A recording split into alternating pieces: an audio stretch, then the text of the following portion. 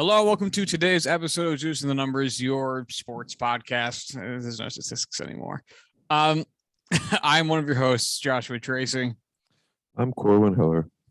And it is about 5:15 p.m. here on the East Coast on July 6th. We've made it past America's birthday. Yeah. What a great day. Well, fuck, who cares? Shit's awful. I hate it. But anyway, stuff to talk about. We're on a time crunch. It's going to be a short one because I have better things to do, which means I will choose those. Yeah. So figured today, we're going to start off jumping straight in and talking about an exciting trade that happened earlier just today before recording. Love it when that shakes out. Never happens. I feel like we've been getting lucky recently. I feel like there hasn't been too many things as of late that have come out post recording. But the big news is that the Cleveland Browns have traded a former, I guess, starting quarterback, Baker Mayfield, to the Carolina Panthers in exchange for a 2024 conditional draft pick that I think can be up to a fourth.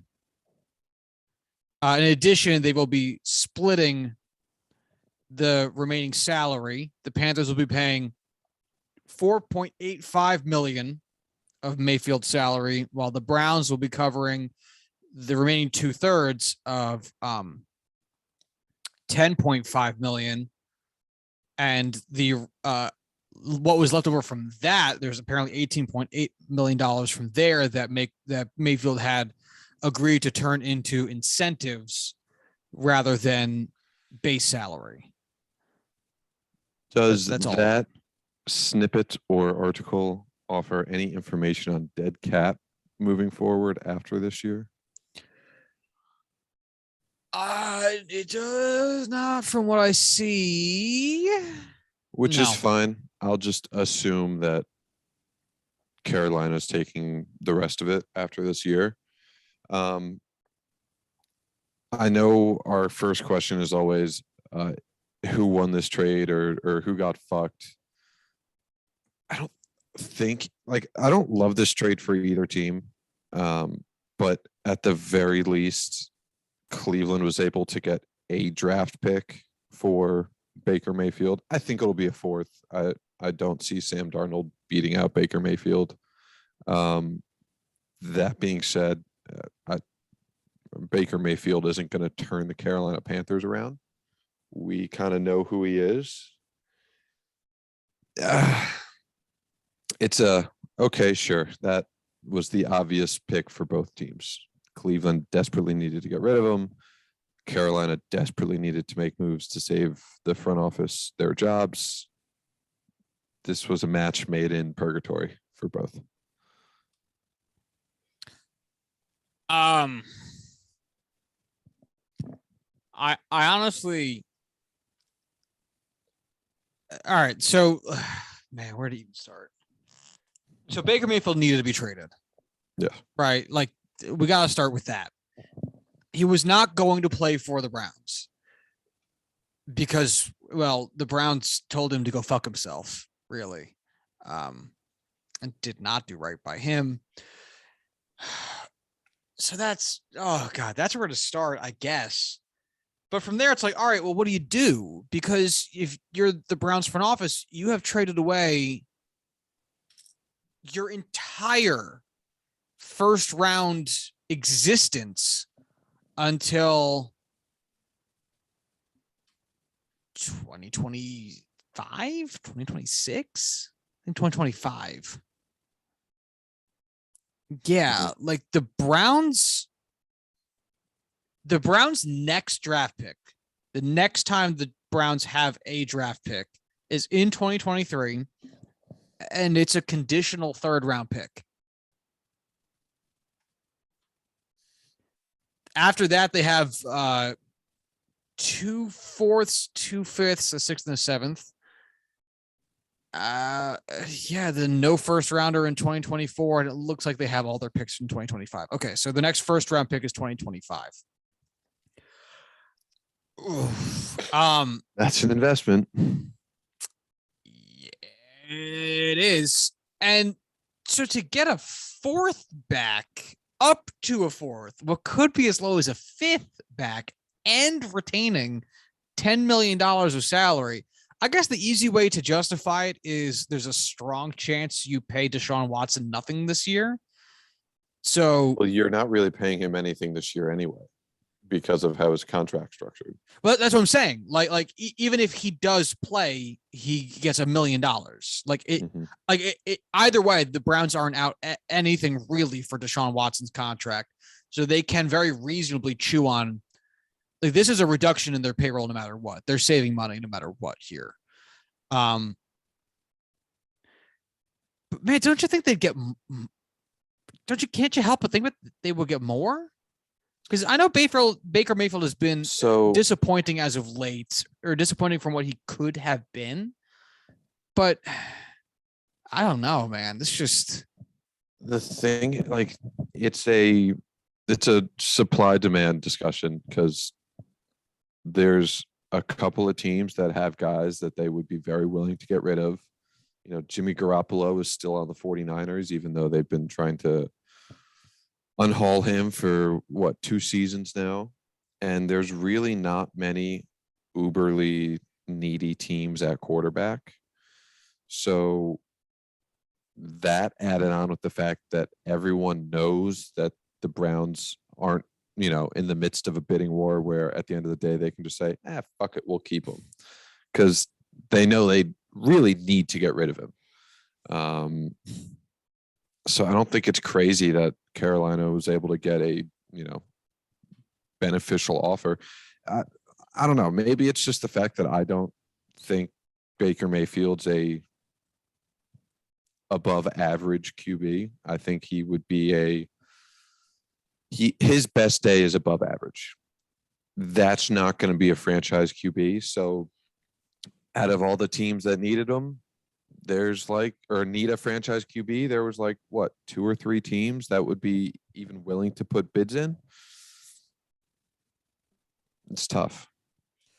So going through a list of likely 2022 NFL starters, so heading into the beginning of the season in a few months, I'm going to just call out teams that probably could hypothetically use an update at quarterback or competition, maybe some level of uncertainty. That's probably the best way of putting it for the quarterback situation.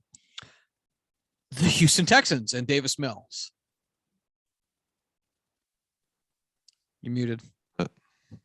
Oh, no, you're good. You popped back in. Sorry about that.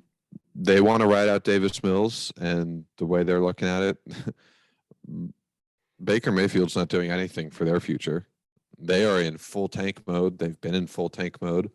They got a 3rd-round QB that looks like he could be a potential, holdover. The what is it? The whatever. You know what I'm trying to say. Yeah. Who might be a guy, might not be a guy. They'd rather roll the dice and see what they got with a young, essentially free quarterback rather than trading assets and having to pay significantly more. I don't think the Texans would even want him. Interesting thought anyway. The Indianapolis Colts current quarterback heading into the year is Matt Ryan. They are very much win now. They hedged their bets with Carson Wentz. They were investing even more capital in Matt Ryan. If it was a pure signing situation, I could see them making a deal as, signing Baker Mayfield on the cheap, but having to give up assets for him, you have a starter. I guess the thing I still can't get past is if the deal was only, let's just call it a 4th. Let's ignore the fact it's conditional. If the deal was only a 4th and $5 million, like, it seems like almost any team could be involved in this. And my only thinking with the Colts is maybe to ensure you don't get fucked on an injury from an older QB. You make a play here to have the most dangerous backup QB in the league, just as some insurance. I'm not convinced of that. Just why I picked this team to mention as well. What's the Colts cap space? I can find out for you in like 10 seconds. 13.5, it looks like. Indianapolis Colts. I see 12. That's fine. On spot. So yeah. Roughly half your cap space that you got left for a backup quarterback. That's tough. Who is their backup guy? I know that they have the Texas guy there. Here's an interesting one. Okay. Dolphins, current starting quarterback, Tua Tagovailoa. I think you ride with Tua. I think you have to too. Yeah. The Steelers, Tua still has intense upside.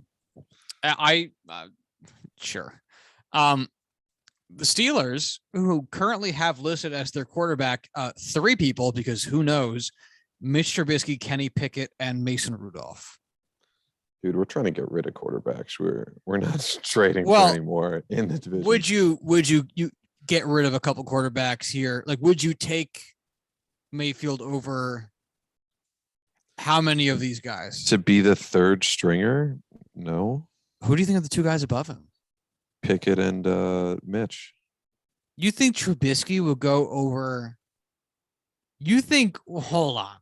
You think Mitchell Trubisky is better than Baker Mayfield right now? I think Mitchell Trubisky is better than Baker Mayfield right now. Okay. They're going to have to incorporate this as some side action into like our bold predictions or something like that. Yeah, absolutely. It looked like you were leaning over to reach into your wallet and be like, I got it right here, bitch. I got fucking dollars on the table. Myth Trubisky. Myth Trubisky. Mythical Trubisky. I think for the offense that they are trying to run, they don't want a guy who's going to be a loose cannon on the field. I don't think that helps. Dude's the 2021 MVP. How can you take that away from Mitchell Trubisky? The MVP. That's right. The Nickelodeon valuable player. Last year, Mitch Trubisky clocked 6 games for 8 pass attempts. He had a total yards of 43. So using his 2020 stats instead, in which he played in 10 games and had 297 pass attempts, he had 2,055 yards. Yeah. Mitch Trubisky is here. Yeah. Mitchell Trubisky, I think on the field is a better quarterback than Baker Mayfield moving forward. And if at the very least, I will be able to concede the fact that they are level with one another. I guess we will find out. Brings us to the Falcons, whose current starting guys are Mariota and Desmond Ridder. But I think the Falcons are probably also true tank right now. They wouldn't take a quarterback. Plus, again, I think you'd rather throw Desmond Ridder out there and see what he's got before you invest in another QB rather than have Baker be a fucking hope and a prayer that, because he's not, like, the thing is, like, with Baker, like, the teams that need a QB don't need the type of QB he is. Yeah, that's what I think I'm quickly realizing as well, because I would have figured there'd be, I mean, let's finish getting through this list, but I think I would have figured there'd be at least a couple other teams that would be in a position where they're everything but a quarterback, or they're not maybe necessarily everything, but they're one of the, they're trying to improve now, not win now, but improve now in some way. The Lions and Jared Goff. I'd rather have Jared Goff. Wow, you hate Baker, man. I don't think he's, like, he had a lot of really great traits as a sophomore and a rookie QB, and he's only gotten worse over time. Okay, I have one that I think is also, now, once again, very interesting. The Saints with Jameis Winston. I would very much rather have Jameis over any of those guys. Jameis is the best QB we've talked about so far. Up until this past season, I think I would agree, but he had a really rough year last year. Pull up Actually, them stats. he Pull had up a them stats. He had he a played tremendous season last year. he played in 7 games, and averaged 167 yards per game. He didn't have any real turnovers, only the 3 interceptions, with the 14 touchdowns. But his production was, I mean, the lowest it's been of his career. But that's so the yards per game, those per game numbers are spread over 7 games, not the. Oh, now I see. He started all 7 of those games. Yeah. I want to look up his game. Where is that? 2021. Because I mean, if you essentially just doubled his stats, 7 games, it's a little bit less than I guess now it's a 17 game season, so 1.5 times. He's not breaking 3,000 yards. So his 7 games against Green Bay, 14 for 20, 70% completion, 148 yards, 5 touchdowns, 0 interceptions. Lowest completion percent of his career too. That's wild. Carolina, 11 for 22, 111 yards, no touchdowns, 2 picks. It's a really bad game. New England, 13 for 21, 62% completion, 128 yards, 2 touchdowns, no picks. Against the Giants, 17 for 23, 74% for 226, 1 touchdown, no picks. Against Washington, 15 for 30, 279, 4 touchdowns, 1 interception. Seattle, 19 for 35, 222, 1 touchdown, no picks. And then against Tampa, 6 for 10, 56 yards, 1 touchdown, no picks. He had 1 bad game last season. I'll take that. He fair. wasn't slinging the ball down the field, but he had 1 bad game. All right. I concede. You're probably right. The Giants, current quarterback room, Daniel Jones and Tyrod Taylor. Man, I think that's the case of we have Daniel Jones for cheaper. We're moving on at quarterback. Cheaper? He's still on his rookie deal. Yeah, but I thought his rookie deal would be more than that. More than $4.5 million. Daniel Jones contract.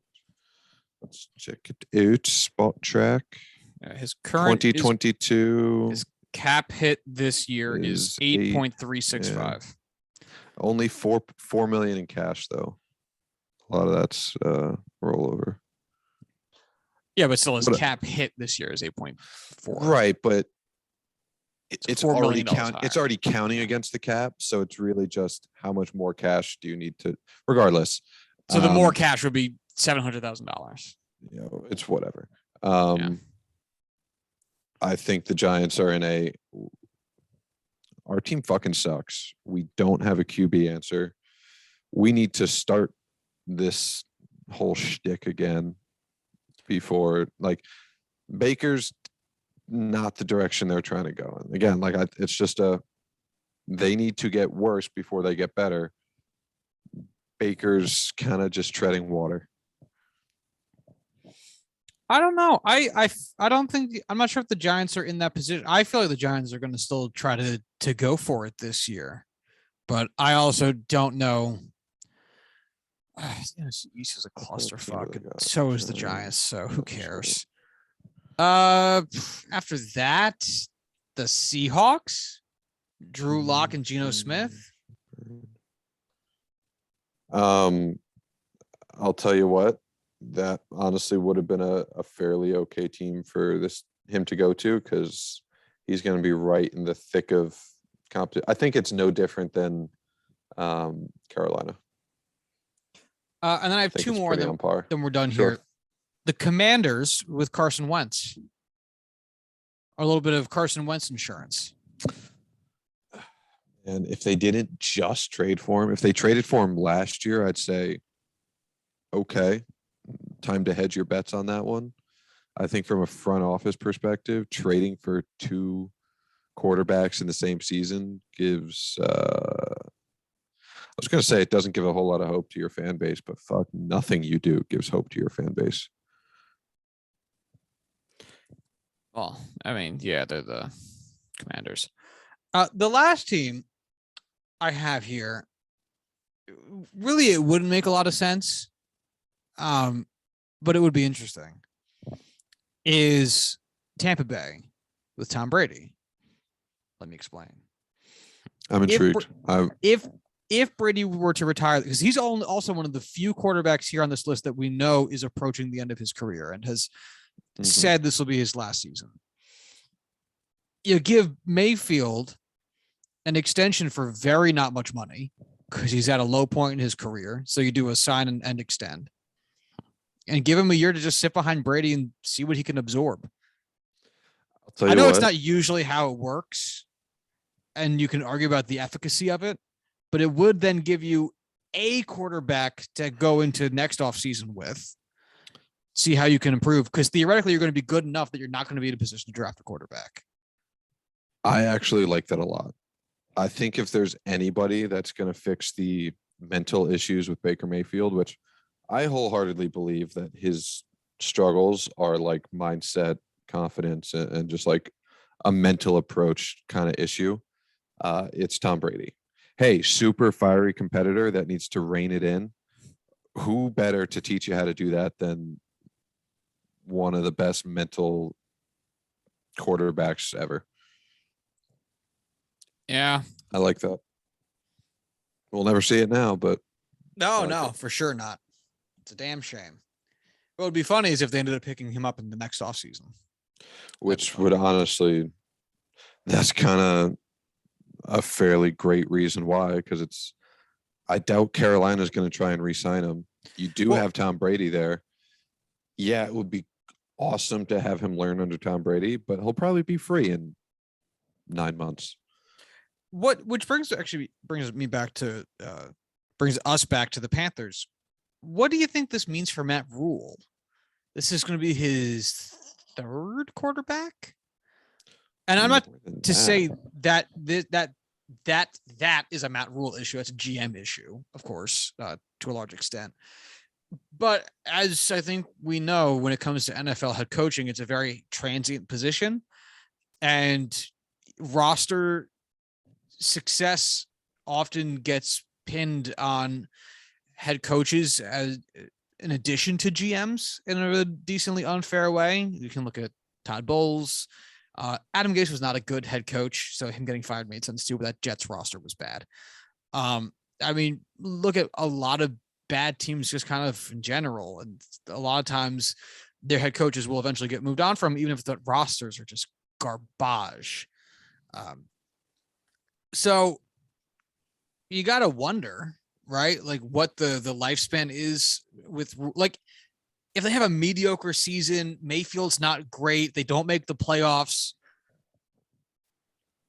but they played like, I don't know. They went like 8-9. You keeping Rule around for a fourth quarterback? This is going to be his like sixth quarterback to start under him. Teddy Bridgewater, Philip my God. Walker. I did not realize that he was there at the. Okay, all right. Yeah, Teddy Bridgewater, Philip Walker, Sam Darnold. I think Will Greer started for him, and then PJ Walker, Cam Newton came back. Yeah, that's Philip Walker. Cam Newton was 5. 6 is going to be Baker. And then they drafted a quarterback this year too. That'll be 7 QBs in the mix.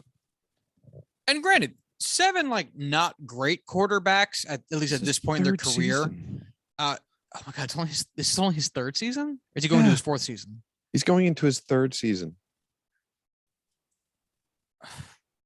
Because part of the other thing with moving on from Baker at the end of the season is there is a sense of alignment around change that is very particular with the NFL because it has these capstone positions.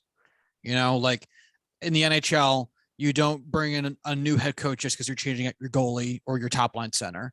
With baseball, you don't bring in a new manager when you change out your all-star center fielder or your top of the rotation ace. But in football, we do see new coaches get brought in during the quarterback acquisition period to have their guy, or because the quarterback is going to change the dynamic nature of your offense. So they'll bring in a new head coach to fill in all the other coaching positions so that it can be a team full of their guys. It's a big my guy attitude. It's a room with guys. So to that effect, you also have to wonder how much pressure might be put around the guy theory, with potentially moving on from Rule in this next offseason as well. If Mayfield doesn't pan, like, I don't want to say it's like Mayfield gets extended. It's either they both stay or they both go. But man, it's going to be tough to see how much they invest in a quarterback after this season should Mayfield not pan out, and yet also keep Matt Rule around.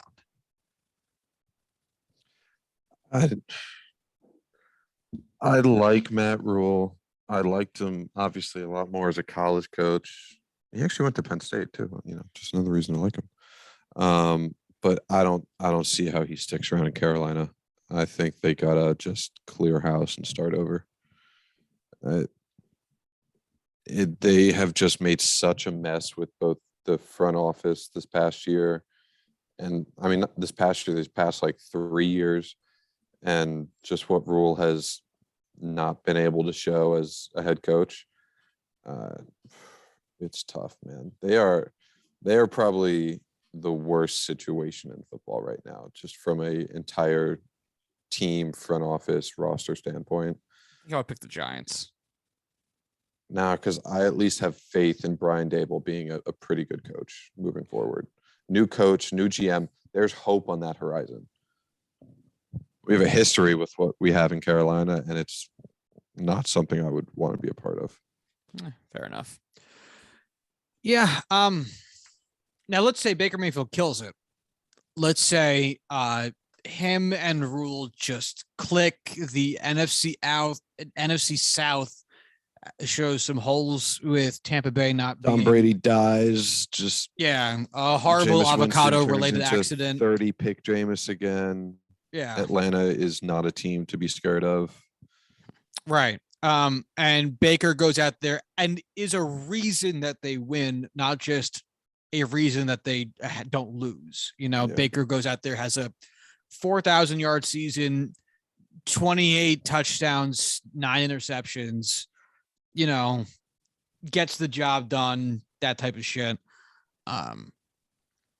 What kind of trust do you put in, like, what does a contract for Baker look like?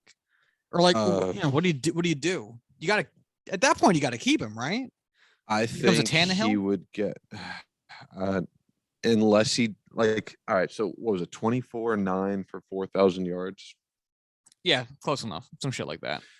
That would be the second, that would basically be his 2020 season with 500 more yards, where he went 26-8 for 3,500. Sure. Browns went 11-5. If the Panthers go 11-5 with Baker doing that, you definitely have to give him a contract. I think it might be like 2 or 3 years for like 25 million. I think it's going to be under 30 and under. So I actually looked up my Tannehill. It might be more. Just to see what Tannehill's been doing, because Tannehill in my mind is that guy. He's not an exciting quarterback. Really? He is the guy that is not losing you the ball. Your offense is not built around him. He's a playmaker in like the most toned down and efficient standpoint, and not the I develop plays kind of way. And if we look at his last few seasons in Tennessee, that's pretty much spot on, honestly. His most recent season, 3,700 yards, 21 touchdowns, 14 interceptions. He went 12-5. And last year, or in 2020, 3,800 yards, 33-7, which is also a even really just, good season. yeah, I mean, efficiency wise, that's just beautiful. That great ball protection. You'd love to see it. Team went 11-5. So in the last 2 seasons, he's only lost 10 games, 5 apiece. And in 10 games in his first season in Tennessee, 2,700 yards, 22-6, 10 starts. That's awesome. Yeah, and that's what I'm saying. If Baker can be the guy who's going to and neither of those are even 4,000 yard seasons. You know what I'm saying? It's really just like, I'm not losing the ball. I'm getting the touchdowns on probably the plays that are just designed to be short. Like, if we're on fucking 1st and 8, let's just see what we got. I'm not Aaron Rodgers throwing 40-yard bombs. And just otherwise, the passing plays are designed passing plays to complement the run game that we have better established with Christian McCaffrey. Speaking as a Panther, and just seeing what we can do. And I mean, let's just to take a peek. I pulled it up. I didn't actually look at it yet. Ryan Tannehill's current contract is in cash $29 million this year.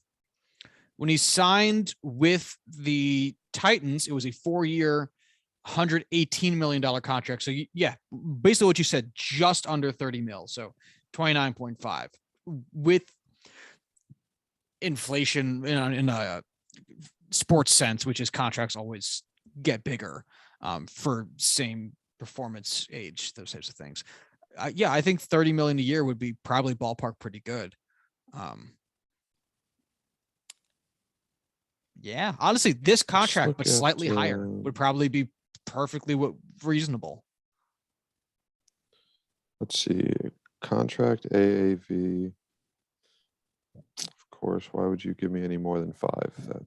Of course. What? Okay, never mind. I'm not playing with this shit. Why are you like this? Yeah. Whatever. I ask Yeah, myself fuck that it. every day. Oh well. Oh my god. Ryan Tannehill has the largest cap hit in the NFL in 2022. 38.6 mil.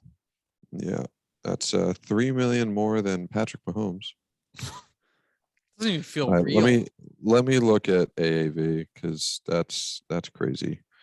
Yeah, no, his AAV is 29.5, which is a lot, but it's not next to some of the other contracts we have nowadays. So yeah. Aaron Rodgers is leading the field with 50 fucking million. Deshaun Watson, number 2. That's just fucking hilarious.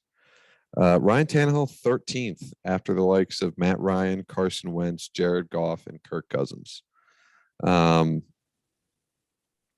Yeah, I mean, Baker's current AAV is 8. To get in the top half, he would need to be making 14 mil. There's no way he makes under, if he puts up that season, he's not making under 29 million. And that's exactly Ryan Tannehill. Only other guy that's close there is Jimmy Garoppolo with 27.5. Yeah. We did it. We solved the crisis. Thank God.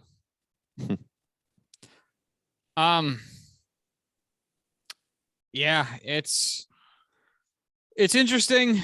Do you want to take a guess at who the lowest paid quarterback in the NFL is? It's got to be a rookie, right?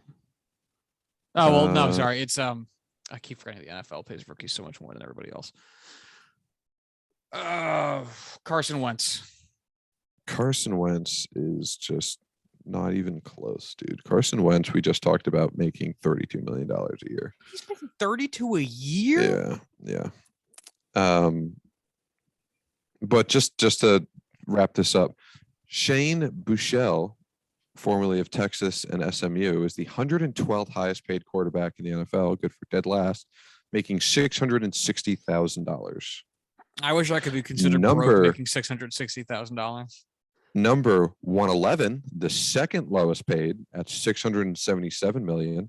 You want to take any wild guess at who that would be? No, I have no clue. Gardner Minshew. He's alive? An actual certifiable former NFL starting quarterback. I don't understand how he's getting paid that. Like Yeah, that's weird because that's vet minimum. Getting Gardner Minshew for what is essentially a tenth of what you're getting Baker Mayfield for. And you could have signed him in the offseason without, or I think you would have had to trade, but at the end of the day, you're not giving up a 4th round pick.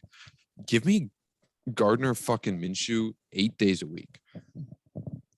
That is such an insane value compared to Baker, who, if you get a starting quarterback from Baker Mayfield for $5 million, that's a great deal, but 600,000 is asinine.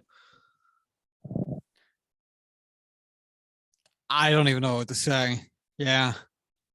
I mean, the only other guys in Picture the his area savings. are Easton Stick, Danny Etling, Jake Browning, Bryce Perkins, Reed Sinnett, Nate Stanley, Jarrett Stidham, Philippe Bates, like guys who have We get it. You can make no up chance. names. Yeah. Touche. Yeah. I actually stopped right before getting to Trace McSorley because I didn't want to. I couldn't badmouth that man. You can. I won't. Nah, that's different. All right. So maybe last thing before we go, since again it's gonna be kind of a short one. Other things to do today. One final thing on Baker Mayfield. Yeah. The Browns will be paying Baker Mayfield $588,235 to try and beat them in week 1. I love that. It is really great. I wish my old company would also pay me to not work for them. $500,000 to try and be better than them? Yeah. Hell yeah. Yeah, that'd be great. Would really appreciate it. Any $500 million will do. 500,000, I should say. Whatever. All right. So other thing, because it's on a real topic. Just because I saw that the White Sox got triple played, which is embarrassing in the way that they managed to get it done. 8-5, first one in history, because that's stupid. Is there a non-embarrassing way to get triple played? Yeah, I mean it happens all the time. You got runners on first and second, a hot shot to third base around the horn. Sucks, but man, what's anyone supposed to do? You know. But the White Sox one was like everyone just temporarily forgot how baseball worked, which is embarrassing. And as it stands right now, once again, it is July 6th. The Chicago White Sox are 3 games under 500. And they have barely a better record, just slightly better record than the Baltimore Orioles. They are 2.5 games better than the Baltimore Orioles, for reference, in a significantly weaker division. Now, they're not necessarily out of their playoff hunt. They're 6.5 games back. That puts them fewer games back than Philadelphia, for instance, by a half a game. And almost the same amount of games back as the San Diego Padres. So they can certainly make up the ground the back half of the season. We'll see. But you got to admit that for a team that was in a big win now push and brought in a manager that was highly controversial at the time of his hiring to steer the ship towards a big fancy win, a World Series title, an experienced dude with a bunch of young bucks, is floundering. And we see managerial turnover all the time in baseball for things that are not the manager's fault. But man, it's tough to imagine what else is really different here. This is basically the same Chicago White Sox team that Tony La Russa had last season, which was the team he essentially inherited from Rick Renteria when he was shit canned unexpectedly. Renteria, who guided the team through, 95 losses, 100 losses, and then all the way up to 72 and 89 in 2019.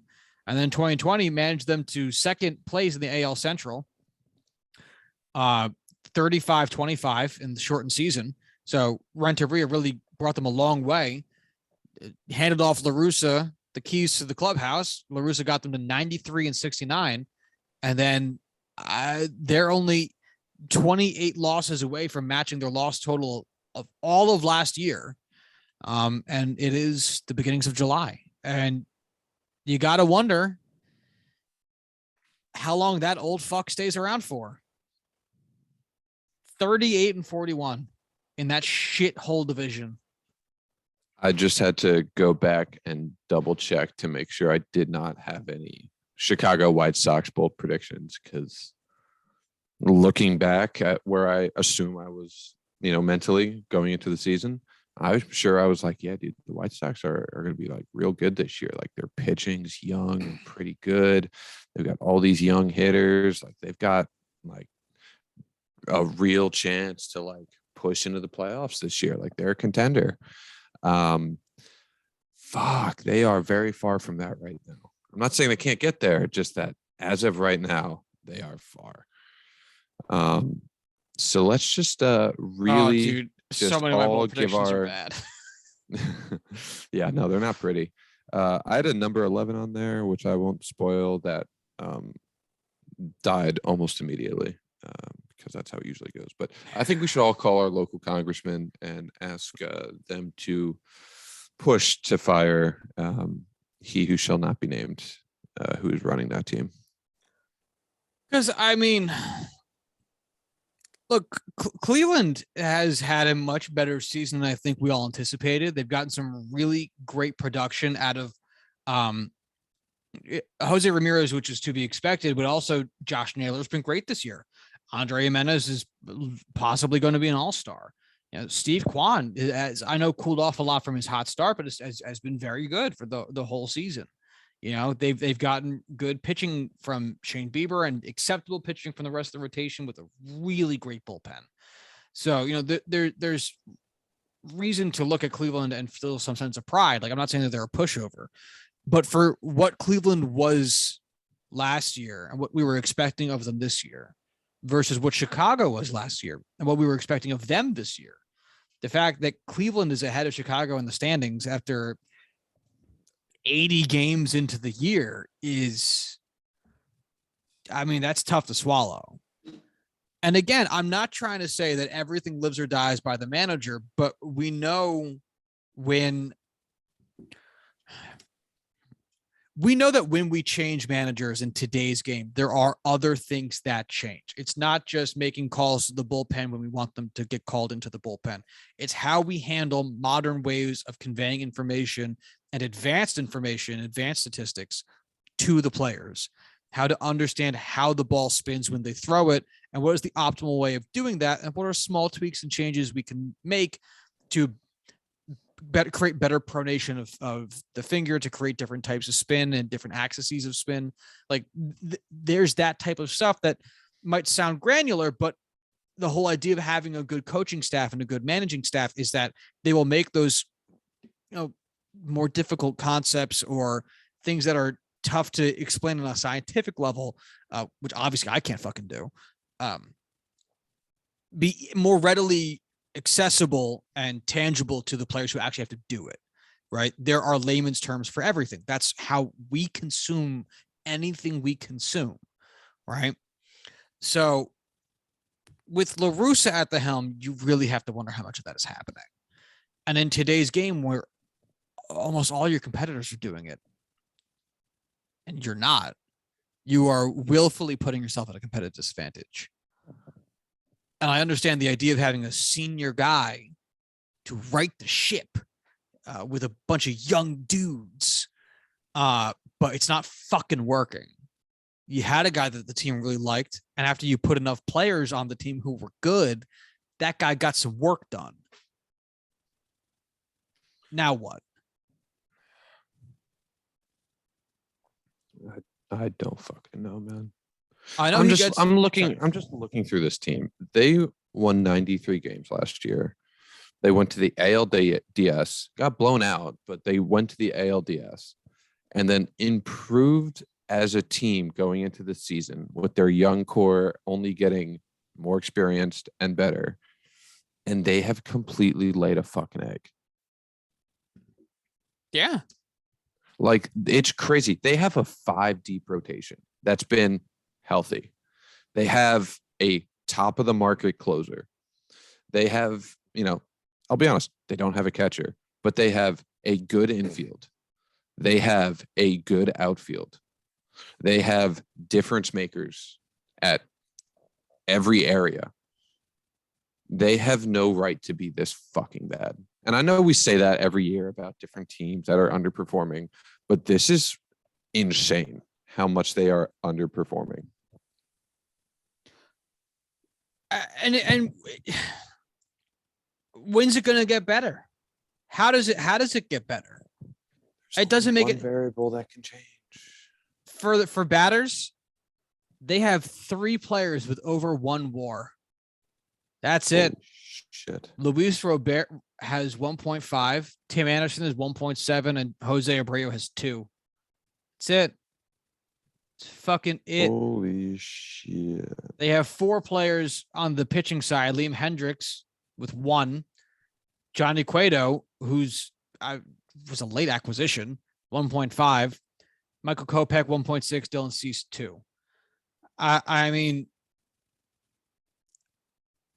look, we can chalk some of this up to personnel, sure, but like, if you're not adequately preparing players for what the opposition of pitching or hitting can do, and what you can do as a player to better prepare yourself for what you're about to see, what you're about to do, then you're going to take steps back.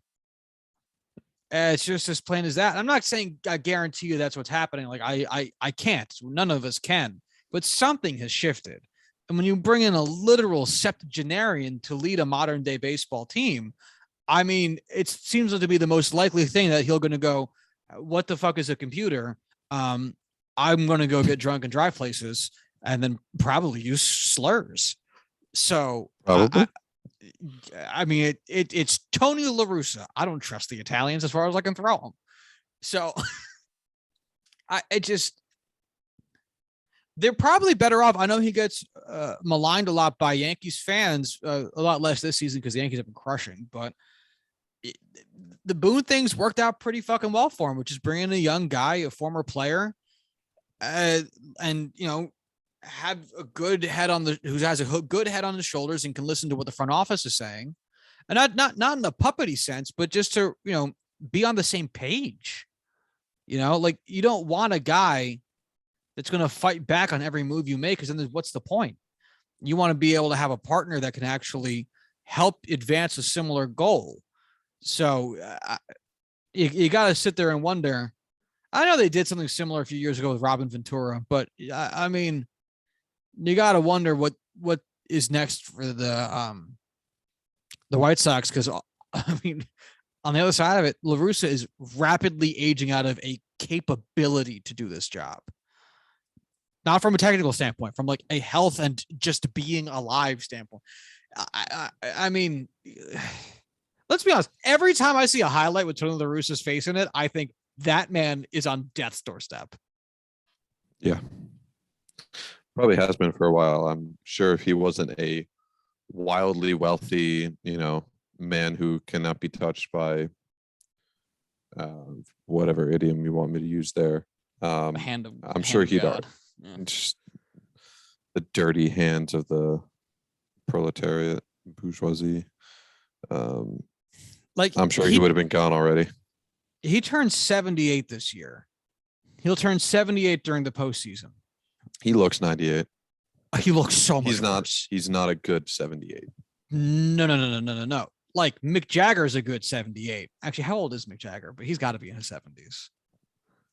Yeah, but he's been preserved for years with all sorts of chemicals and drugs. Also 78. Wow. I'll be honest. Hit the nail on the head. I'll be honest. I saw my 94-year-old uncle this weekend who fought in World War II, and he looks better off than Tony La Russa. Which side?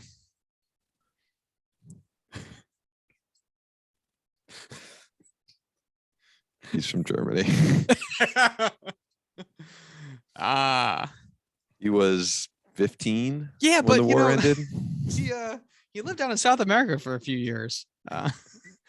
He knows Spanish really well. Real well, yeah.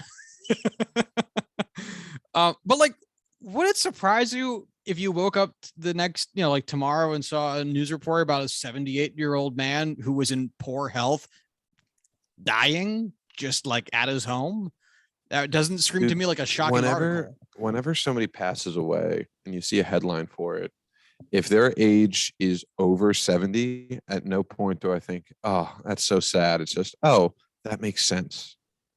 That just makes sense. And again, I'm not saying that to be mean, because that's the truth. Okay. Like, Tony La Russa looks like crap.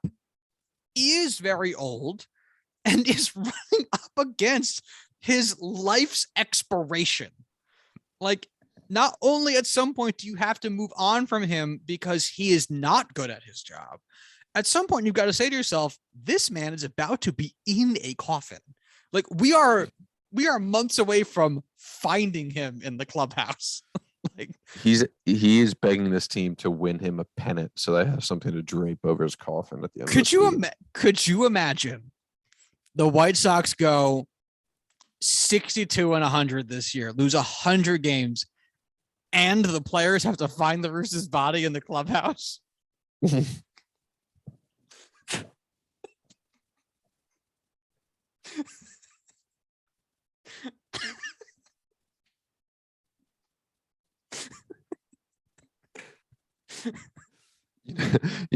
the movie Major League, they have the pinup cardboard poster where every win they peel off a piece. Yeah. Every time they win a game, they get to put one more piece of clothing on top of his body that's just sitting in the middle of the locker room. Cover that fucker up, please. Win 100 games. Oh, they get mad instead of throwing stuff on the field. They grab Tony from the back freezer.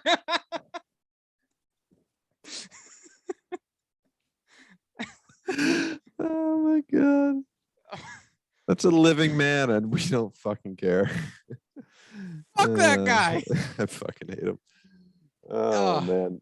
The Browns should trade Deshaun Watson for Tony La Russa, because at least they'll be out of that hole sooner. Out of one hole and into another one. Am I right, folks? Oh. Oh. Man, yeah. It. I love it, but I hate it. I honestly, I can't believe I didn't put a La Russa based bold prediction in my bold predictions this year. That's why I was looking. I could have sworn I did. I really can't believe I didn't. If you want to add an 11th prediction of Tony Russa doesn't survive the season, I'll allow it. Oh, I had it in 2021. I had that as 2021. I won't include it. I'm going to keep mine true up, but I will spiritually keep that 2021 bold prediction intact. All right. Hey, you got anything else before we go out on that super high note? No. All right, man. Well, if you want to follow the show on Twitter, you can do so at JuicingPod. If you want to send emails to the show, you can do so at juicingthenumbers@gmail.com. If you like to follow Corwin on Twitter, you can do so at Corwin Hell. If you follow myself on Twitter, you can do so at Joshua D. Tracy. And until Monday, y'all have a good one. Bye.